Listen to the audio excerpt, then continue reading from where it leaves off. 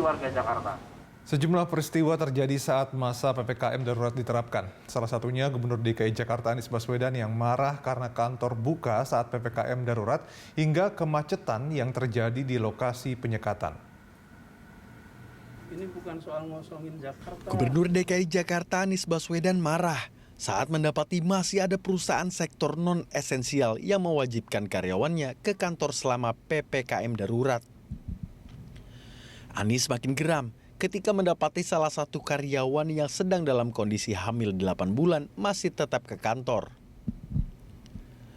Pemprov DKI Jakarta dan Direktorat Reserse Kriminal Umum Polda Metro Jaya melakukan sidak ke sejumlah perkantoran yang masuk dalam kategori non-esensial. Di kawasan Sudirman, tim gabungan mendataan yang masih mempekerjakan karyawannya di kantor. Dua perusahaan tersebut diketahui tidak masuk dalam sektor esensial maupun kritikal dan wajib melakukan WFH. Ini bukan soal ngosongin Jakarta. Tiap hari kita nguburin orang, Pak. Bapak ambil tanggung jawab. Semua buntung, Pak. Nggak ada yang untung, Pak. Kalau di jalan terus seperti ini. Apalagi ibu hamil masuk. Ibu hamil kalau kena COVID mau melahirkan paling susah. Pagi ini saya terima satu ibu hamil meninggal. Kenapa? Melahirkan COVID. Akibat temuan itu, penanggung jawab kedua kantor diperiksa oleh Ditreskrimum Polda Metro Jaya.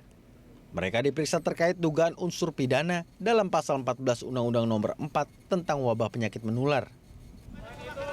Sementara itu, dalam penerapan PPKM darurat, kemacetan terjadi di ruas tol dalam kota